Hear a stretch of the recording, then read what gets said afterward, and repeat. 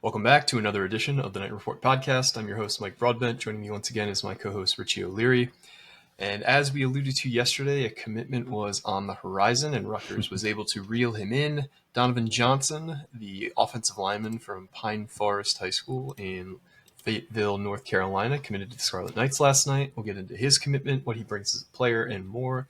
But first, this podcast is once again presented to you by BetOnline.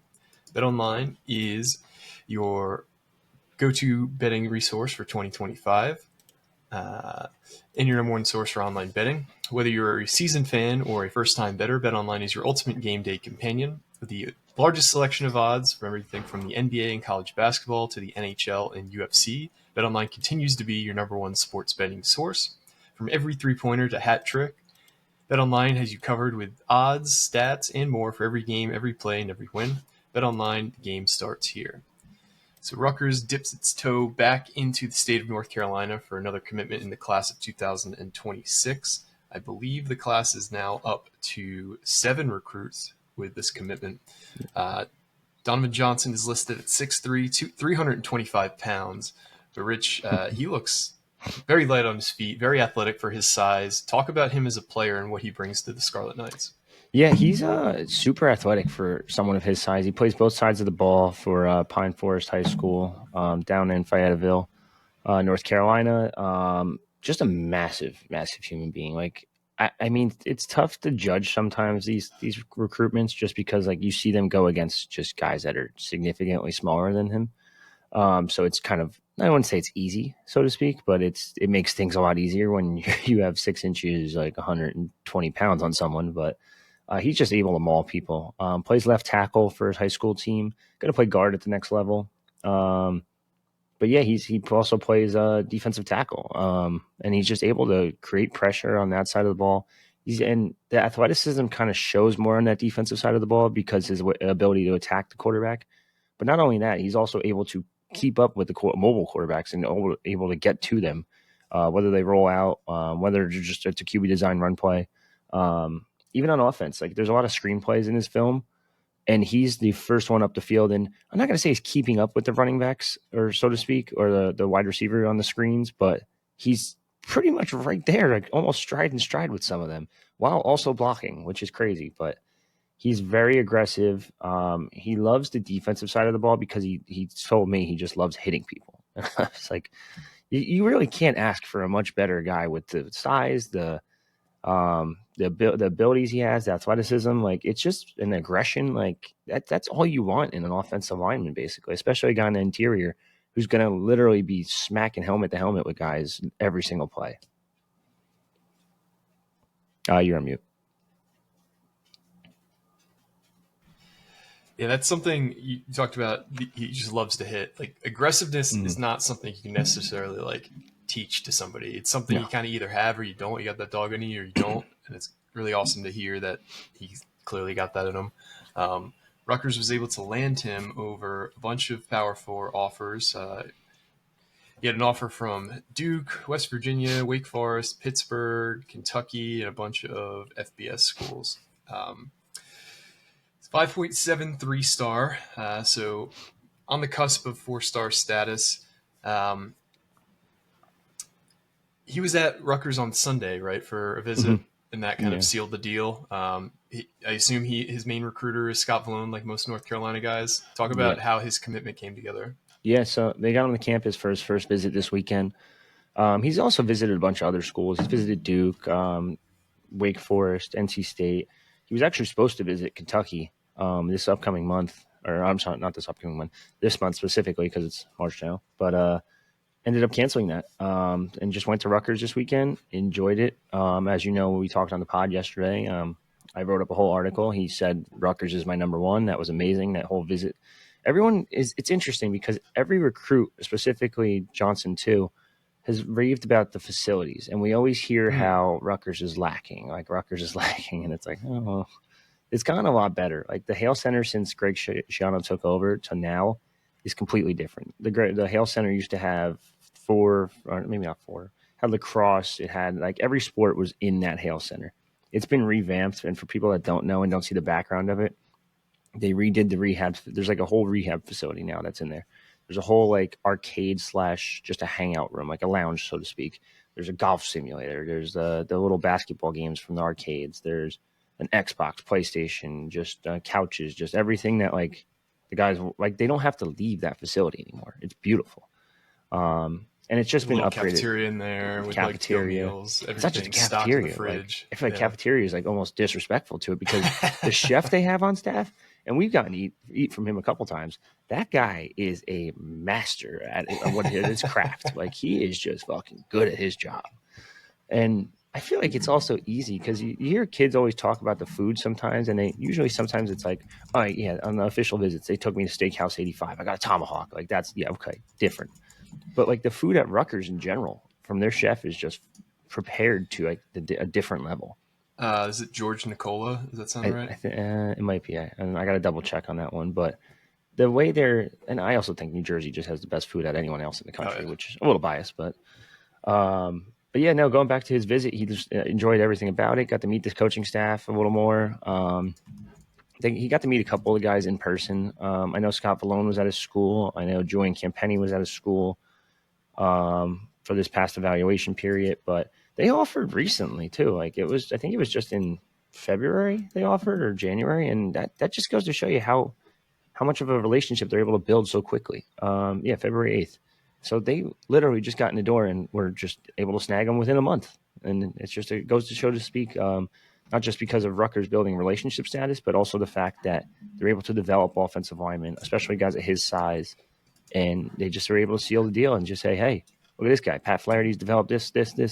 He's got 30 years in the NFL, 2 Super Bowl rings. It's an easy sell at this point for guys like this. And they feel like if you can get the size there, they can mold anyone into just about anything at this point. Yeah, no, Flaherty's reputation speaks for itself. And if you have that size, that athleticism, and that kind of mentality, that aggressiveness, it's something that's definitely possible for a seasoned coach, and more than possible. Something that they strive to have in the room is that kind of combination. Yeah. I noticed that. Go on. No, go ahead. I got a couple other little tidbits I'm just learning about now from Johnson. So Johnson was 4th in the shot put in the state of North Carolina last year for his group 4A. I don't know if that's good or not. It was a 54 feet, 7.75 inches. I mean, I guess that's good. I don't know shot put really that well. Sounds pretty solid. 4A is the biggest schools, by the way. Okay, there you go then. So Georgia Tech legacy. His father was a fullback for Georgia Tech. It's kind of where he gets his aggression from, supposedly. From 96 to 98, only rushed for 42 yards and a touchdown in 21 games. His older brother played defensive line at Barton College in North Carolina. His uncle played, doesn't say what position, but uncle played at East Carolina. So there's a lot of lineage there for football. So something to note. Football family, you love to hear that. Mm-hmm. So one thing I noticed is that he has taken an NC State visit recently, and you know how these things typically go is where Rutgers lands a North Carolina kid, and then NC State quickly offers him right after. Do you think you could see that happening here as well? It wouldn't shock me. We know what happened with Ben Black. We know what happened with, I know I mentioned on the last pod, but I figured it out. It was Isaiah DeLoach after all that. Got it. But yeah, it seems like every time Rutgers lands a North Carolina kid, North Carolina State, a couple months later is like, oh shit, maybe we should have offered him. He's down the street. Yep. I don't know really what goes on down there. I can't speak for North Carolina State. I mean, they're firing Final Four coaches at this point, so who knows? That's wild. But yeah, I wouldn't be shocked if they ended up offering. But he seems very solid. He seems very excited, and just continues this pipeline that they've really built over the past 3 classes now. If you count 26, 25, and 24, this is now their 1, 2, 3, 4, 5. This is their 6th commitment from the state of North Carolina. And shout out to Scott Vallone here because he was able to not just hit the ground running, but was able to build a ton of relationships in that state. And I know people are like, all right, what's the connection? What's the connection? Scott Vallone literally was just going school to school and built up friendships with guys. And that's all it took. It was that simple. So it is just shout out to him because he's been a huge addition to the coaching staff. And speaking of the coaching staff, I know I mentioned to you off pod, but I know like when Pat Flaherty first got hired, I think I said it even on the pod. I was a little concerned. I was like, okay, don't get me wrong, great coach, knows what he's doing, but how long is he going to be here? It sounds like, knock on wood, he's going to be here for quite a bit and enjoys everything about the job. Doesn't have to go on the road too much, but does want to prove to people that he can still recruit. So this only helps kind of prove that he still got it. That's awesome. You got love that he has that hunger to still, prove that he can do things at his age and with that much experience. It's easy to get complacent when you've reached the top of the mountain in your field, but it doesn't sound like he's got that mindset. So yeah, nor does he want to move, which is great. And it's like, all right, you don't want to move? We'll continue to pay you well. Don't worry about it. Yeah, that's one of the more impressive things. As we see these extensions come in for all our assistants, is like they're not just like getting the 3% keeping up with inflation type raises. These guys are getting 50-60% raises to keep them happy and keep them around. It's insane. But you gotta love that. That is him. That is the chef. I just saw the picture. Yeah, that's him. One thing I also just noticed, I think Pat Flaherty went to East Stroudsburg with Vic Fangio. Random. I didn't know that. Flaherty graduated in 77, it looks like, and Fangio graduated in 80. So maybe there's a little crossover there. Anyway. Yeah, because he was at 76 to 80. Wow. So they did graduate, or they at least were there together. Oh, shit. So there you go. There's a question you could ask if you get Flaherty. What was it like watching your college teammate finally achieve the Super Bowl dreams? Yeah. That must be cool too. That have two guys on the same college team that ended up winning a Super Bowl separately. That's actually kind of nutty. East Stroudsburg pumping them out. Yeah, didn't James Franklin go there too? I was just going to say that. Yeah, he played quarterback there. Damn, East Stroudsburg, low key the coaching hotbed. Yeah, shout out my mom went there too. Oh, there you go. Yeah. Shout out my moms. I got one more interesting thing about Donovan Johnson. I was talking to him, and then we always ask, like, hey, do you plan on recruiting anyone? Like, you trying to get anyone else to join you in this class? He goes, no, not really, but my best friend, I want to get him up there. And I was like, oh, who's your best friend? He's a 4-star basketball recruit. And I was like, oh, what the fuck? What? Justin Caldwell, 4-star power forward, 6'9", 235, 2026 class from Berean Baptist Academy, also in Fayetteville. He's like, yeah, he doesn't have a Rutgers offer yet, but I'm going to try to push for one. And I'm like, hey, dude, I'm sure Pico would be fucking happy. He's already got a couple solid offers. He's got like Iowa, Mississippi State, Ohio State. Big Ten schools are after him. He's got some interest from Kansas. Like, maybe this could be a little helpful here. Greg can help out Pico a little bit and get him a nice little 4-star recruit, maybe. Yeah, that would be huge. Yeah. But love to hear the cross pollination there. Guys trying to get all the other sports at Rutgers have success as well. Yeah. So that's kind of all we got. Is there anything else you wanted to hit on before we head out of here? No, I know last time you asked me if there's anyone else to keep an eye on. I'm still watching Brandon Murray, the 2026 DB from Virginia. Yep. He came up to campus. He told me Rutgers is near the top of his recruitment right now. I put in a future cast. I think that's probably, I shouldn't say inevitable, but it's getting pretty close that I think it's going to happen. They scheduled a couple more official visits yesterday too. Maddox Cochran from, I think he's Virginia as well. Just scheduled one for June 13th. He's going to be a tough one. He's a Virginia Tech lean. It's weird because like previously, so he's going to visit Virginia Tech June 20th. That's that last weekend before the dead period in July. Mm-hmm. And previously, I would say you want it to be that last visit. That's not the case anymore, really. You want to be like the first or second almost and just lock them in and just tell them to cancel everything else. So we'll see what happens. Rutgers is going to be his second visit after Wisconsin. He also has Duke the weekend after Rutgers. Something to monitor. Who else? Carter Gooden, defensive end from Tabor Academy, was also on campus. He just scheduled Rutgers, Penn State, and Syracuse for 3 weeks in a row. Rutgers gets the first dibs at him, so we'll see if they can pull that one off. 4-star of Massachusetts. And, if you haven't checked it out, we have a bunch of official visits confirmed, a bunch of other stuff. Already talking basketball transfer portal. It's going to be interesting. We're going to see what happens there because could be good, could be bad, could be mixed bag of things, and we'll just wait and see. Yeah, it's crazy how quickly, this season's flying by. I guess this time period. But another thing we forgot about, Rutgers Pro Days tomorrow. Oh, yes.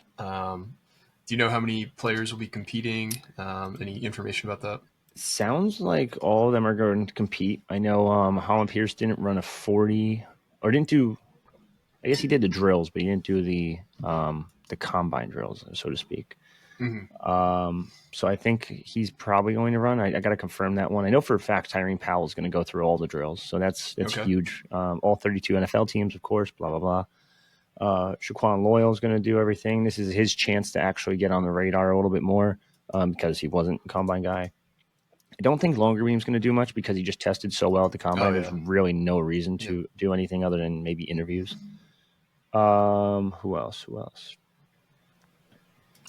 trying to think. I'm missing someone. Who the hell am I? Oh, well, Kyle. Kyle's going to run the drills. Yeah. I mean, there are a lot of guys, in my opinion, who could turn into draftable prospects from if they have a really good standout performance, like Shaquan Loyal, I think, is one. Eric Rogers is another. Mm-hmm. I'm intrigued to see what Flip Dixon does. Flip Dixon, Keontae Hamilton. Like, there are some guys that have made some waves in the pre-draft process, so keep an eye out for some of those guys. Yeah, it sounds like a lot of them are going to do all their drills. It sounds like that's kind of the new age thing. It's like, screw the combine. I'm just going for my interviews and then go to pro day and where I'm more comfortable and everyone knows me at least or knows how to help me and blah, blah, blah. But we'll wait and see what happens. It's going to be interesting to see what the numbers kind of look like afterwards. So, yeah. Yeah, plus a lot of these schools will have like a faster surface than the combine. True. I know for a guy like Tet McMillan, his season at Arizona ended in November, and he didn't get hurt, and he didn't run the 40 at the combine in January or February. So that just, to me, screams like, I'm not fast, and I don't want that time to be on my record. Whereas a lot of these guys, they don't have the luxury of not testing, so you kind of have, if you're on the fringe of even getting drafted, you have to run regardless of your situation. But so we'll see. All right. Well, thanks once again to everybody who entered the 400th episode celebration giveaway. The two winners were Scarlet Knight 07 and damn it, I just had it up. I forget too. Scarlet Knight 07. Ooh, let's go. Giants just signed Javen Holland. Oh, really? Yeah, 3 years, 15. That's actually not as much as I thought it would be. I think it's the same guy. Is he the safety out of Miami? from the Dolphins, yeah. Oh, wow. He got way less than I thought he would. Yeah, I'm hoping that's not 15 per year, which it might be. The other winner was Sax Money. And Scarlet Knight 07. So reach out to Richie at areyourichie@gmail.com or on Twitter. It's 15 per year. Okay, that makes a lot more sense. He was like 45. The top safety on the board. So, I mean, you guys brought in a lot of players yesterday. I quietly like the corner, Polson, as long as he's healthy. Yep. It's we still need a quarterback, and it sounds like Aaron Rodgers is going to get a shit ton of money from the Steelers, so I'm out. So what do you guys do? And sorry to take this to a tangent here, but this is a local sports pod too. Sure. What do you guys do if you miss on Russell Wilson and Aaron Rodgers? What's plan C there? Because I know those are the top two guys. If we miss on Russ and Aaron Rodgers, I really don't know what we do. You probably get a stopgap. Probably go Jameis Winston if I had to guess. And I'm not totally upset about that, but Jameis Winston isn't going to save their jobs either. No. And maybe you just go all in on the number one pick and just say, screw it. Here we go. We're going to go Cam Ward. We'll give Jameis Winston the 6-game leash, see what he could do. And if he's not doing it, we put in Cam Ward and sell the idea of he's our future. We got the future guy. I don't know. I really don't know what you do at this point because if you can't land either of those guys, you're kind of cooked. Kirk Cousins, maybe you pray to Atlanta and be like, hey, we know you don't want him anymore. Like, let us get him. Yeah, I've heard him connected a lot with Cleveland because what's his name? The head coach there, Kevin, the head McConnell? coach of the No. Browns. What is it? No, what is his name? Damn it. I know it too. Stefanski. Kevin Duh. Stefanski. Yeah, so he coached Kirk Cousins, I think in Minnesota, if I remember correctly. Yes, correct. So there's the connection there. Yeah, I we'll just really see. don't know. Like, what else can we do? It's I mean, you guys are. There's one, thing you can take pride in. At least you're not in the worst situation in the NFL. Like you're not the Browns, like Or who are the just like team right next to us that shares the stadium. you're not the Jets. Yeah, that's true. You're not signing Justin Fields at least. Listen, Although I I guess think Fields is decent. I don't think he's an awful player. I'm not paying $40 million over 2 years for Justin Fields, who got benched 2 years in a row, got traded for a 5th-round pick. Like, I'm good. Like, thank you. I think the thought is that at least there's some kind of like upside there, where like he could turn into something bigger than he has if you could finally unlock him. He's being reunited with Garrett Wilson. But all right, we'll let these poor listeners go. Thanks once again for listening. This has been another edition of the Night Report podcast. Signing off.